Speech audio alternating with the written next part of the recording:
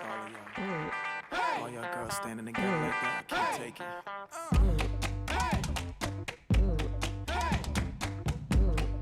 One of these days, Paul's going to make a joke that actually hits. I promise you. He's going to keep on trying, and he's actually going to get it. I feel like I want to know what all the buzzwords on the bingo thing are. So you can just say it right off the bat? And then maybe I can get a commission. Cool. Well, thanks for everyone being here. We're going to start today with CNN and Great Big Story. This is Chris Barron. He's the founder of Great Big Story and head of video at CNN. Just to get started, Chris, tell us the Great Big Story behind Great Big Story. So we launched in October of last year, and really what we thought, we've been thinking about it for about probably since February of 15. And what we noticed was, and I'm sure everybody sort of feels this way to a certain extent, hopefully, is that we kept looking at our Facebook feeds and seeing basically the same video popping up over and over and over again. And what was happening that was clear was, and by the way, at CNN, we're just as responsible for that as anybody. So I can also blame myself. But we saw a lot of the same, ostensibly sort of video of the day that had words on it, right? And everybody was sort of playing with it in different ways. And we felt like, oh my God, it's sort of taking over and it's infecting all of us and we're sort of addictive. But there's got to be something else. So we decided that the time was right to launch a storytelling network that was based upon the idea that there is something more than sort of the commoditized stuff you see. There's something more than sort of some of the provocative and sort of clickbaity stuff you see, which, by the way, we all still click it, and I'm one of them. So something more than BuzzFeed and Vice. Yeah, you can say that. So, but we thought there was something more out there, and that there was actually this big opportunity, given where audiences are going with podcasts, the fact that Vimeo is still around. Mm-hmm. Like there is an audience out there that we believed was hungry for stuff that was sort of curious and fun and cool and surprising. Mm. So you launched last fall. So we launched on October 20th. Mm-hmm. We basically got approval from the company, from CNN, from Jeff Zucker, in March of last year, and we launched it in mid-October. How big are you guys now? So we have around, in total, 35 or 36 employees. We actually just added about half a dozen within the last month. That includes production. We make all our own stuff. We don't really farm it out. We don't farm out anything. So it includes around probably 24 producers, about another 5 or 6 audience development people, and then some sales folks that are out beating the pavement. Mm-hmm. Really quickly, when you say there's a hunger for something more, just give us an example. Like, what type of content are you making? So so I want to be sort of, there's a bit of a line for me to walk here. We aren't a fundamentally optimistic brand. We don't, we're not trying to sort of goad people into being righteous and upset about the world. We actually think the world's an incredible place, and that there are all these incredible people doing amazing things. And so the mission of the whole brand is to tell those stories. You know, one of the biggest stories we've had within the past 2 weeks was a story about a kid not far from here in Miami who's like 14 and basically sells sneakers to every hip hop star you can imagine. And you know, it's essentially like a sneaker don, except he's like doesn't even have a mustache yet. But his story is sort of phenomenal, and his mom is talking about it, and it's like, yeah, she's got this young entrepreneur. That's an example of something. We're also global. We tell stories all over the world. So we've told stories in India, Western Europe, a lot of stories actually in Japan and sort of nearby Asia. So we get out in the field and we travel and we turn on the cameras and we have people tell us what they're all about. Well, how are you finding these stories then in terms of, are you using data to find it? Like, how do you go about? So we have, the Great Big Story is built on four pillars. We have 4 content areas that we focus on. The human condition, which is ostensibly identity. Flavors, which is food, or what we eat and why we eat it, and who makes it. Frontiers, which is just that holy shit stuff. Like, oh my God, I can't believe humans are capable of that cool rocket or undersea, whatever. And then the 4th one is planet Earth, which is the environment. We chose those 4 areas, A, because we knew from a storytelling and a visual perspective that there were really, really rich stories and endless wells of stories in there. But we also identified them and basically cross-referenced them. So with a social graph. As part of Turner, we have access to 535 million data on 535 million social accounts, which is ostensibly a snapshot of the world. That's CNN, all the CNN social accounts, Adult Swim, NBA on TNT, it's an incredible cross-section. So we're able to leverage that. We took these pillars and sort of matched it up against those social graphs, and we knew that there was going to be interest in there. And then from there, basically we just unleash our producers. Our producers are the ones that are finding these stories. They're not generated by an algorithm. They're not, we actually have gone out and made a few stories that have been pitched randomly into our, hey@greatbigstory.com. But for the most part, this is really coming from an editorial brain that's headquartered in downtown Manhattan, and then we go off and we launch the stories. Now, how are you looking to distribute the content? It's not just greatbigstory.com, right? Right. So we have a website and an app that we built quite quickly, and I think actually personally I love the way they feel and the way they look. But we are socially distributed, and we're distributed over OTT. We didn't feel like trying to get people to come to our website was the way to actually connect with people anymore. We do get a fair amount of traffic to our website, and our app has this incredible dwell time of around 7.5 minutes per session and per user. But how much of that is your overall audience in terms of? It's a single-digit percentage. Facebook and YouTube are primarily the big fire hoses. We have just launched on Apple News, actually. We have a lot of OTT lighting up over the next 30 days. So you'll see us on Apple TV, Roku, Chromecast, all those. And then we've done a lot of deals with portals, Yahoo, MSN, that kind of thing. One of the things that many people like to talk about is how, with it being the age of platforms, you have to kind of tailor content to each platform. What works on Facebook is not going to work on Snapchat. Right. It's not going to work on YouTube. How do you guys look at that? Are you creating specific videos for each platform, or is it? So we are not. I think by the nature of the stories that we tell and what we literally like, just the visual nature of them, we're not really. I think it's hard for us to just pour a different version of a story into a different format. I do believe personally that there is a huge value in tailoring your storytelling to the actual specific platform. I mean, we have a lot of data, which I'm sure you guys have too, where a square video on Facebook does a lot better than one that's in landscape, right? Right now, we have inched towards that. We have not gone all in because, frankly, we're a brand new brand and we need to nail what the hell we do every day for a living. We need to actually establish some connections with people. You will see us begin to tailor for platforms.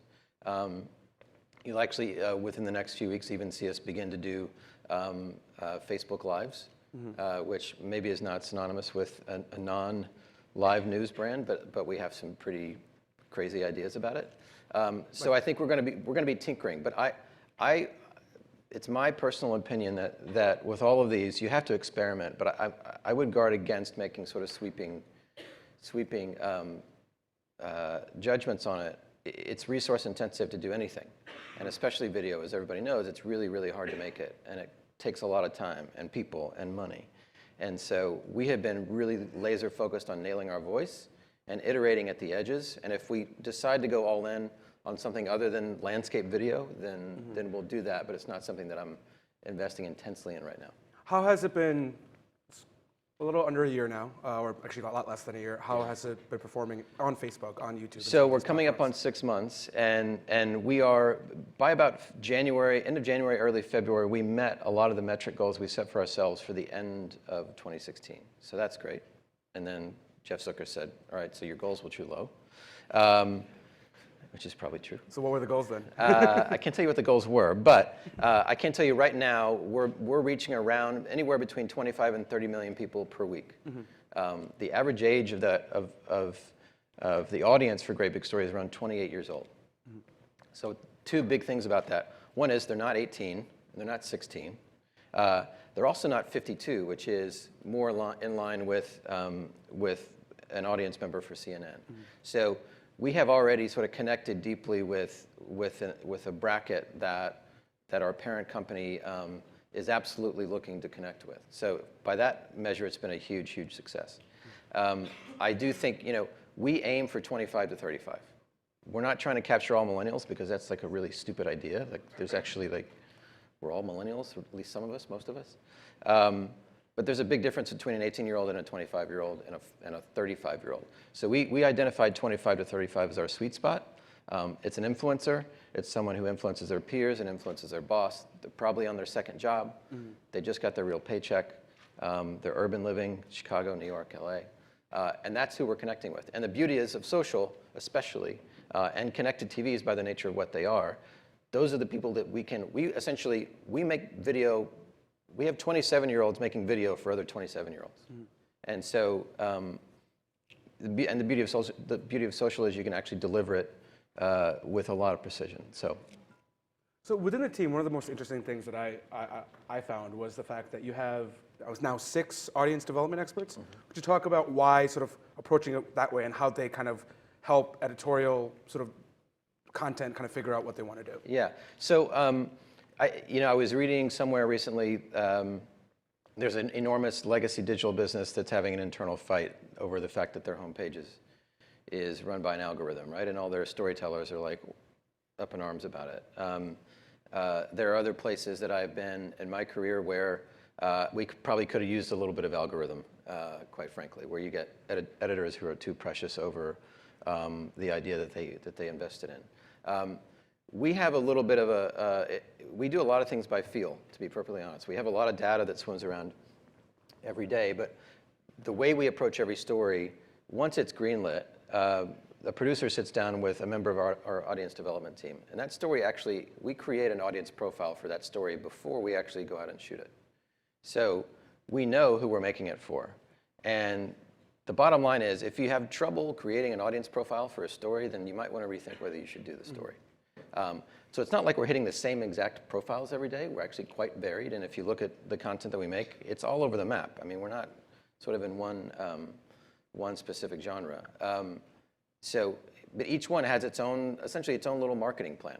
And so we deliver that with precision. It's not that data is driving our editorial or that editorial thinks about data as the afterthought. It's a collaboration right at the front of the story. But it shows how important data is if you have six people doing audience development. Right. And how big is the overall company again? It's around 35, 36 people. Right. So I mean, it clearly is sort of an integral part of kind of right. And like everybody now, we have giant screens that scream all these numbers at you all day, and producers definitely, I think, love to see what's happening to their stories. Everybody gets a kick out of like seeing something pop.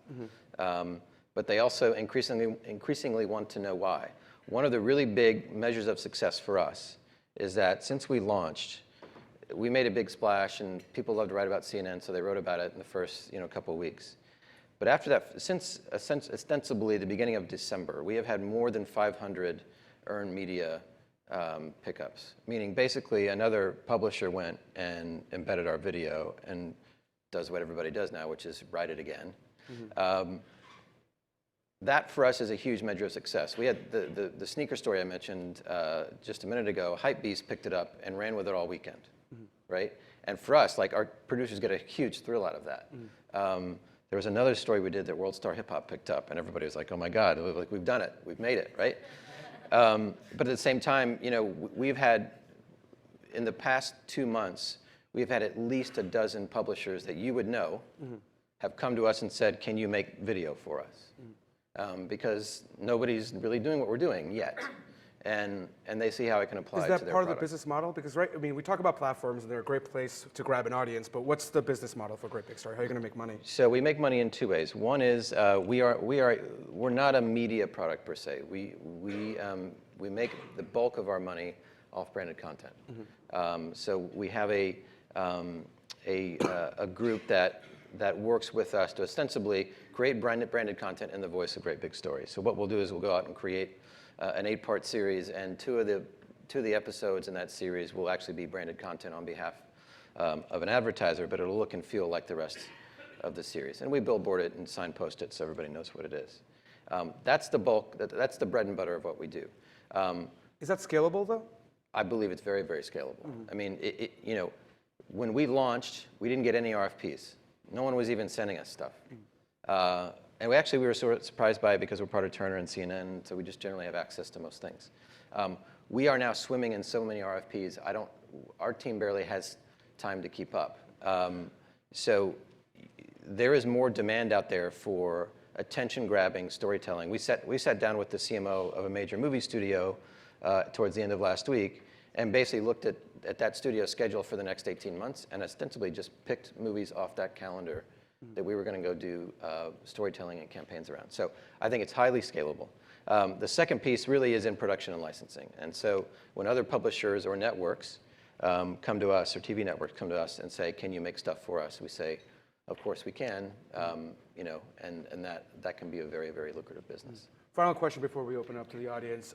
You guys funded by CNN. What's the runway here in terms of turning this into a profitable, viable business? So we have a lot of runway. Okay. And I can tell you that we do not have conversations about deadlines. We definitely have conversations about timelines and how big it can get. And I think if you listen to Jeff Zucker, our president, or if you listen to John Martin, who runs all of Turner, there is a big investment in Great Big Story. It's an important part of the portfolio for CNN. This is not something that we launched and that we're going to try for 12 or 18 months or 24 months and see if it catches on. Mm-hmm. We believe that we are building a library of content, all of which we own, that we can exploit for years and years and years. So this is not a short-term, let's chase this kind of format for a while. We believe that we're building something that can last for a very, very long time. All right, cool. We have a few minutes for questions. Anyone interested? Right there. John. You may not like that I'm asking this, but it was really great, by the way. Is there a sense that maybe after the whole discussions with Vice a couple of years ago went south, that maybe this is the answer to what might have otherwise been? I think that certainly there are people who think that. And I could see if you were looking at it from that perspective where you would see that. I can tell you that this actually began before any of that may or may not have happened. So I choose a different point of view. But anyone else?